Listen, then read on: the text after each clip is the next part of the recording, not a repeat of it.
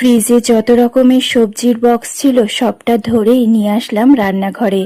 এইবার ঠিক করব কি কি রান্না করা যায়। সবজি বাজার যেহেতু কয়েকদিন আগেই করেছিল, তাই ফ্রিজে অনেক রকমের সবজি ছিল। তাই ভাবলাম সকালবেলায় একটা মিক্স সবজি করে দিই। আর এই দেখো, আমার বাবাও ফোন করে দিয়েছে। আর বাবা না সকালে আর সন্ধ্যায় 2 টাইম ফোন করে। বাবার সাথে কথা বলতে বলতেই না সবজিগুলো কেটে নিলাম। আর আমার ক্রিস চলে এসছে খেলা করতে। ওর সবেতেই তো একটু খেলা করা লাগবে। তবে এই যে মাঝে মধ্যে আমাকে কিন্তু একটু করে হেল্পও করে দিচ্ছে। ওই যে সেই গোটা একটা ইলিশ এনেছিল, সেটা তো বেশিরভাগটাই খাওয়া হয়ে গেছে, আর খানিকটা পড়ে রয়েছে। ভাবলাম আজকেই করে নিই, না হলে অনেকগুলো দিন হয়ে গেল ইলিশ মাছটা ফ্রিজে রয়েছে। যে কোনো মাছ ফ্রিজে ওই 1 সপ্তাহ মতো রেখে খেলেই তার টেস্টটা যেমনকার মাছের টেস্ট তেমনই থাকে। 1 সপ্তাহ বেশি হয়ে গেলে না তার টেস্টটা একটু এদিক ওদিক হয়। তাই আমি চেষ্টা করি 1 সপ্তাহের মধ্যেই মাছগুলো ফুরিয়ে ফেলার।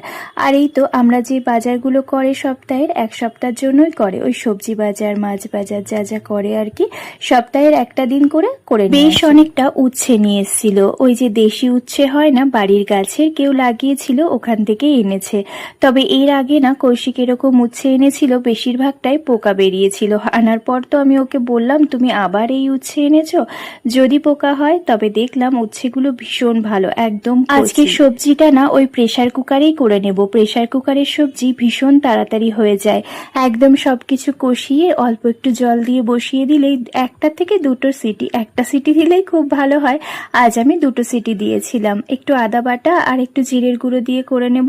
সকালবেলা তো হালকা পাতলা খাওয়াই ভালো। একদম সামান্য একটু তেল দেব, আর শেষে একটু ভাজা জিরের গুঁড়ো আর ধনিয়া পাতা দিয়েই নামিয়ে দেব। আজকে না রান্নার আগেই সবটা গুছিয়ে নিয়েছি। আগের দিন তোমরা এক দিদিভাই কমেন্ট করেছিলে লতি ছাড়ানোটা খুব ভালো লাগলো। জানো তো, লতি একদিন ভীষণভাবে শুকিয়ে গেছিল, সেগুলো দায় আমি কিছুতেই ছাড়াতে পারছিলাম না। তখন আমার শাশুড়ি মা বলে, এইভাবে না ছাড়িয়ে লতিগুলো এমনি কেটে দাও, আমি একটু জলে দিয়ে ভাপ দিয়ে দিই, তারপর বসে বসে ছাড়াও, দেখো কি সুন্দরভাবে খোসাগুলো উঠে যায়। আর সেই থেকেই না লতিগুলোকে আমি এইভাবেই ছাড়িয়ে নিই, খুব তাড়াতাড়ি হয়েও যায় আর অতটা কষ্টও হয় না। আর এক দিদি ভাই আমায় বলছিলে পেঁয়াজ ফোড়নে রান্না করতে।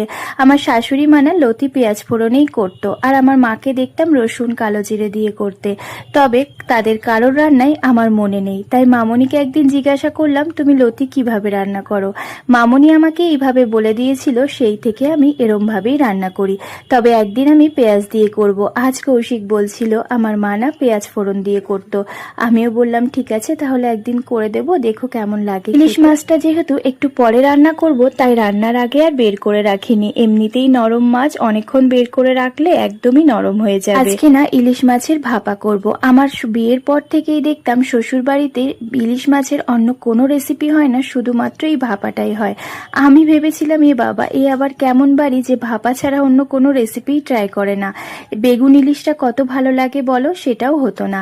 তারপর শাশুড়ি মায়ের কাছ থেকে শিখে নিয়েছিলাম। ওই ভাপাটা না কাঁচা মাছ কেউই খেতে পারে না, আমিও তো খেতে পারি না, আর আমার বর তো মুখে নেবেই না। তাই শাশুড়ি মা আমায় বলেছিল মাছটা একদম হালকা করে ভেজে নেবে, তাহলে আর কাঁচা থাকবে না, খেতে ভালো লাগবে। খুব বেশি ইলিশ ভাপা করি না, আমি সর্ষে ইলিশ আর বেগুন ইলিশই করি। আজকে বর বলল তুমি আজকে একটু ভাপাই করে নাও, তাই মাছগুলো একদম হালকা ভেজে ওই ইলিশ ভাপাটাই করে। রুটির আটাটাও না সাইডে মেখে নিচ্ছি। আর জানো তো, আজকে ও অফিস যাওয়ার আগে আমার সব রান্না হয়ে গেছিল। তারপর এক দিদি ভাইয়ের সাথে অনেকক্ষণ গল্প করলাম, নিজের ভিডিওর কাজ করলাম, ক্রিশকে পড়ালাম, সবটাই একসাথেই হয়ে গেছে। চলো এইবার তাহলে আমার কিছু ভালোবাসার মানুষদের কমেন্ট পড়ে নিই। সীমা ঘোষ দিদি ভাই কমেন্ট করেছে, দিদি তুমি একটা ভিডিওতে বলেছিলে যে তুমি পাত্রসাহেরে থাকতে, কোথায় থাকতে? পাত্রসাহেরের বিডিও অফিসের কোয়ার্টারে থাকতাম। বর্ণালী ভট্টাচার্যা দিদি ভাই কমেন্ট করেছে, খুব ভালো প্রিয়া, একসাথে মিলে কাজ করলে হয়ে যায় আর ভালো লাগে। দাদা খুব লাকি গো, তোমার মতো একটা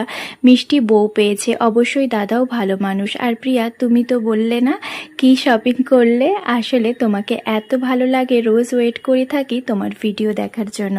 দিদি ভাই শপিংগুলো সব কমপ্লিট হলে সবটা একবারে দেখিয়ে দেব, ঠিক আছে?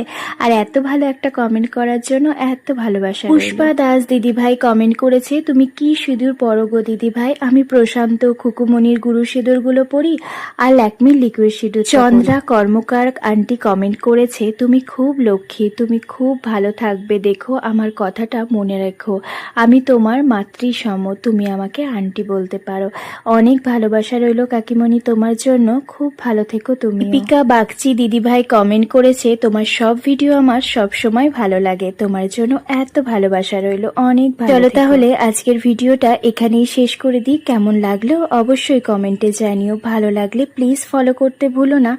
খুব ভালো থেকো তোমরা, টাটা।